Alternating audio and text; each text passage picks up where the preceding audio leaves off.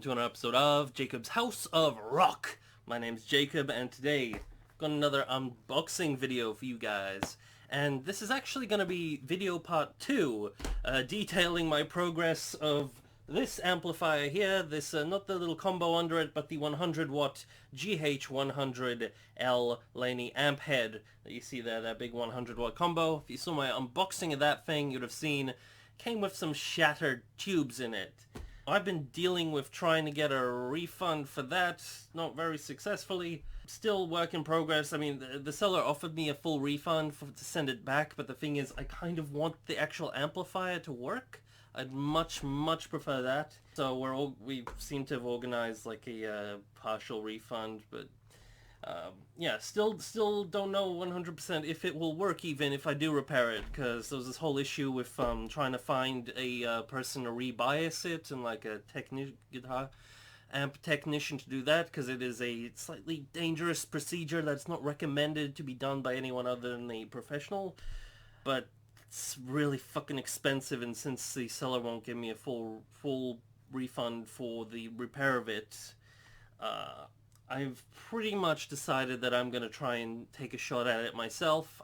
I'm not fully new to the world of electronics and stuff like that. I have built pedals and stuff like that and a bunch of stuff. I've just never worked with a live amp before, but from a couple of days of like really stressful research, just because I wanted to, get this all done, I have got a vague idea, or a pretty competent idea, of how to do the rebiasing on the amp. So I'll do some videos on that. We'll see how it goes. But the first thing that I need is some new vacuum tubes. Hence, we get this unboxing from tubeamp.com.au. These are an Australian seller of vacuum tubes. They have an eBay store. That's where I bought these things. They are a local Brisbane-based business by the looks of it, so these came fairly quickly. I'm gonna open this up and see what kind of quality tubes we get in this little box here.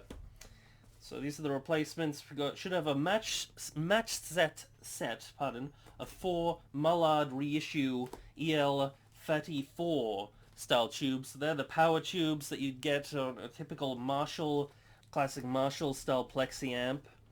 And they're going to work pretty well in this, hopefully. The ones that this has in it are slightly different. They're like 6L6s or something. Pardon me if I'm wrong, but you can use these ones in it as well. You just need to set, there's like a rebias switch to switch to these ones. And of course, properly biasing it is recommended. But anyway, there's the inside of our little package here. So bubble wrapped, and we can get rid of this box. The box, by the way, has been sprayed with like, what would you call it? Disinfectant, just because of the whole coronavirus pandemic that's going around, just to be safe. So now we got the inside here, we got the bubble wrap, and you can already see here, Mullard. Lovely. So, these aren't the classic vintage Mullard, actual vintage ones. These are reissued ones that are meant to be the copies of them. I've heard mixed opinions on like how they compare to the original ones, but generally people say these are pretty good, just tubes in general, and they honestly weren't that much more expensive than even like the cheaper JJ tubes and the made in China type other ones, and electro harmonics and stuff like that. So I just went with these, just because if I'm gonna fix it, I may as well fix it with some decent tubes, you know what I mean? Okay, got our set of 4. Let's have a look. We've got these nice boxes, say the Master Valve Mullard, and the Mullard logo on the bottom, and some like little sticker data on this side. So there we go. Don't know what that means, but I'm guessing that's just like the QC quality control passed thing. There we go. All looking lovely. So Mullard reissue EL34s. So let's get rid of this rubber band. Check out these tubes in general, what they're like. So when you are changing out your tubes or your valves, I forget which country does which pronunciation. I think it's tubes in like the US and valves in England. I could be wrong, but regardless, I say it either way. I generally say tubes, but like valves works for me as well. Okay, so here we go, our tube or our valve. But if you're changing tubes, you do need them in a match set for power tubes. The they just work better. You're not gonna have as many or any issues if you do it that way. So get it, like, either know how to match the tubes yourself if you're getting a large batch of them, or go to a reputable dealer of vacuum tubes that can match them for you. They usually sell them in matched pairs or quads. This is matched quad, meaning 4 tubes. Yada yada yada. You get the point. But just generally tube amps do need them matched. So I'll just adjust my focus on the camera here. So there we go. Mullard logo EL34. Made in Mother Russia. There we go. Hopefully all of these did arrive in good condition. This one looks like it's in pretty nice condition. Very fancy looking power tube here. So I'll put this back. Just put it off to the side and I'll open up all of these because these all need to be good. If they're not, I'm not going to be happy. Let's take them all out. Take a good look. Of course, being careful with these. I mean, they're just made of glass. They're a bit fragile, but yeah, same thing. Made in Russia. It says 19 and 01 just under that. So I don't know what that means. Maybe it's just like the serial number. So that's good. Number 3. Let's take a look at you. 1902. Okay. This one says 01, this one says 02. What did the first one say? 1902. I don't know. Maybe that's like the date or something on them. Because I don't think it has to do with the how they match them or whatnot. I don't know. Doesn't really matter. This last one here. Yeah. Also, by the way, you don't have to worry about touching them with your fingers. There's rumors about that being like an issue, but tubes don't actually get hot enough so that the oil from your fingers affects them or puts them in any danger or shortens their life in any way. That's just like a myth, so don't worry about that. Yeah, they all look in great condition, luckily, so that is a really good thing. Thank you to you guys over at what was it called? AmpTubes.com.au for sending these over, because this helps me out a lot, because I am absolutely dying to see where this amplifier will work.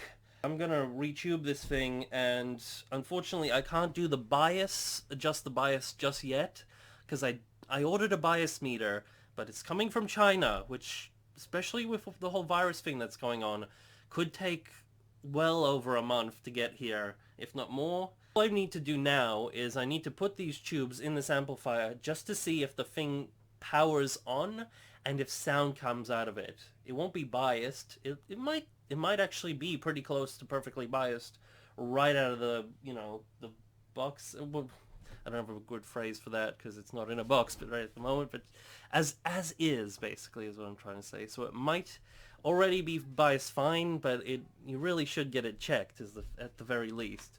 So what I'm gonna do is I'm gonna pop this thing, the amp up here, and I'll show you guys me changing out the tubes basically, and then we'll test it out. So we're in this together now. Let's do it. These stock ones, yeah, like I said, arrived broken, as you can see, because of this one here. Oh, man, not a good thing. Not a good thing. Caused me a lot of headaches, literally. Yeah, and you've no idea. I'm gonna swap these out and we'll see if it does anything with the new tubes. Obviously you can see it's dusty as all hell. If it works, then I will clean it properly and all of that sort of stuff. If it doesn't, I'm gonna have to see what I can do with it then. After messing around with this thing for a little while with no good results, I realized that there's something wrong with these tube retainers that are holding these tubes in on this amp. Normally these things, you see these little kind of metal clip things at the bottom of the tubes here. Normally these just go up in like a straight V shape like this, and you just bend them down gently on either side of these tubes, and then the tubes should pop out because they have a little lip under there that these things are holding. It looks like somebody bent them here, and pushed them into that gap, so these tubes like almost permanently stuck like this. So I'm just gonna have to mess around with this until I can figure out how to free this tube, because I really don't want to damage these, even though these are the old tubes, and I don't want to, mess everything up. So dear God, this amp just has more and more issues. I don't know why or what the... eh. I hope it's worth it. I hope this thing is worth it. So I seem to have found a way that seems to be working. If I just get little pliers and I hold them at the base of this here, and I bend these down this way, they seem to be moving, parting it just enough, so hopefully we can actually take these things out. There we go. So let me see if I can do this one for you guys on screen. So then, in theory, once that's out, yes! Our first tube. There it is, our Sovtech 6L6. These should still be good, hopefully, so I don't know what I'll do with these. I have no way of testing them at present, but, you know, I like to have spare tubes around, like, in a super emergency if I need a 6L6, and I don't know if this one works or not, but it's, you know, just good to have around. Okay. Damn. Okay, so here is the smashed one. There's the smashed one. See, it's got this big smash line, this big crack that runs almost all the way down to the bottom over this side on the back of it. It's really weird, because this must have happened in the postage, and it was, you know, inside the amp, protected by a metal mesh. So yeah, it just must have been a really hard impact during the postage. Must have just been too much for this guy, and it gave in through the shock. Look at that. You can see even that like silvery interior coating of the top has turned to white there. That's what happens when your tubes go bad. You can tell by the color of that silvery top. For example, you got this one, which is that old one. The other one that I just pulled out, it's still got a dark and silvery top. Very dusty though, but it's still there. So that one should still be okay. That means the vacuum in there is still good. But yeah, there's that broken one. Yeah, interesting stuff. Let's pull the rest out. Now the fun part, we can fill her back up with our brand spanking new Mullard EL34s. So, same process but backwards. We're just gonna find, there should be, on the middle of all of these, see there's, all the pins are numbered, and you see there's that column in the middle. Now there should be a little bit jutting out of it just on this side right here. You see there's that little peg right at the side coming off of that middle column, like a little notch. And there's a little notch you'll see in this hole here. Actually, sorry, there we go. So you just got to line that up, and it should slide in with no problem. Same way as we pull them out, just ease them in.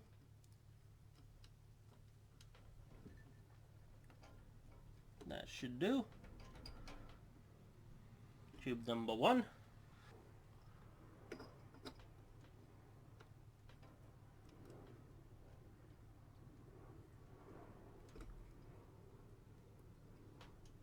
Tube number 2.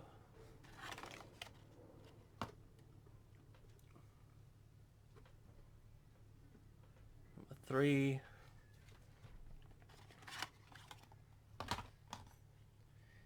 And last but not least, number 4. So yeah, the good thing is if you even try to like misalign this, it just won't fit. Like you'll feel it spin until it goes right into the correct notch, and then you just push it down gently again, swaying it just a little bit to just kind of ease it in back and forth, and it'll hold in there very firmly with just the existing pressure. But you know, normally you'd have better little metal things to clamp over them, but in this case not so much. But anyway, now comes the big trial. So I'm gonna hook this thing up to a speaker cab. I'm going to also swap this little thing here. There's like a little switch in here, so I'll just flick that over, because this switch has 6L6s on this side and EL34s. So you flick that switch over to the EL84 side. 34, geez, 84s are different tubes altogether. But they're also pretty common, so make sure you know what you're buying if you're getting tubes. So we'll just flick that over, and then we'll yeah, set up this amp, making sure always, if using a tube amp, to make sure there's always a correct speaker load plugged in. So always make sure it's plugged into a speaker. Make sure that speaker is the appropriate resistance for this amp. So that's the amount of ohms that it has. It should match whatever your amp says it needs. Make sure that the speaker cable that you're running the amp to the speaker cab from is made of proper speaker cable. Don't use a guitar cable, or that might burst into flames. It's not compatible. So yeah, that's what we'll do. It's been a little while now. I just wanted this to have just a little extra time, just to be sure, because this is the first time these tubes are going in, just to make sure they're all nice and warm. I can already kind of feel the heat going off of them, so I think it'll be pretty safe to turn the standby off and actually take a listen if this thing works. We got sound, people. We got sound. Very quiet.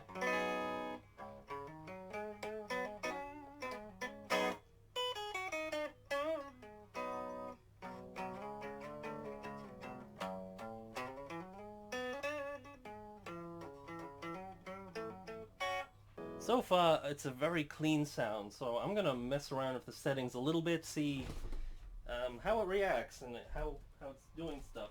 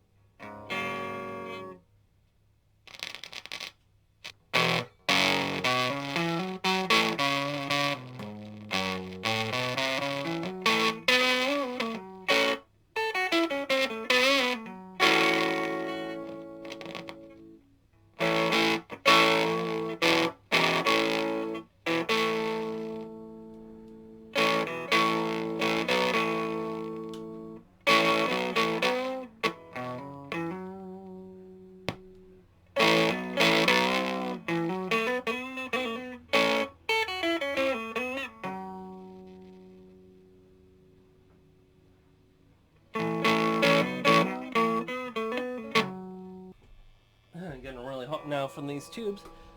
So I spent a little while messing with it, and I don't know, the sound is kind of buzzy. It doesn't have that smooth sort of distortion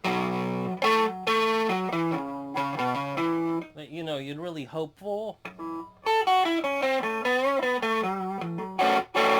Doesn't sound too bad, but especially when I'm messing around with the volume and some of the drive potentiometers in there, they're really scratchy and buzzy.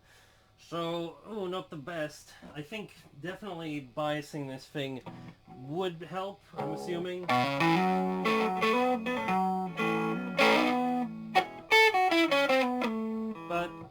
But on the bright side, it actually produces audio, so that's enough for me for the moment until I can get my tools and do a bit more research and all that sort of stuff. At least it's not dead. That's the main thing I was after, trying to figure out, is if that was gonna happen. Yeah, so far so good. I'll see you guys in the next one. I'll definitely do an update on this amp when I get that biasing tool and stuff like that, so you guys can kind of see how the process is coming along, all that good stuff. So for now, I'm probably going to turn this thing off and leave it off until that arrives. I probably won't mess with it at all until then. And yeah, that's where I'm going to leave this video. So thanks so much for watching, keeping up to date with all this stuff that I'm doing and stuff like that. And I'll catch you in the next one. So till then, keep on rocking, people. Peace out. Bye.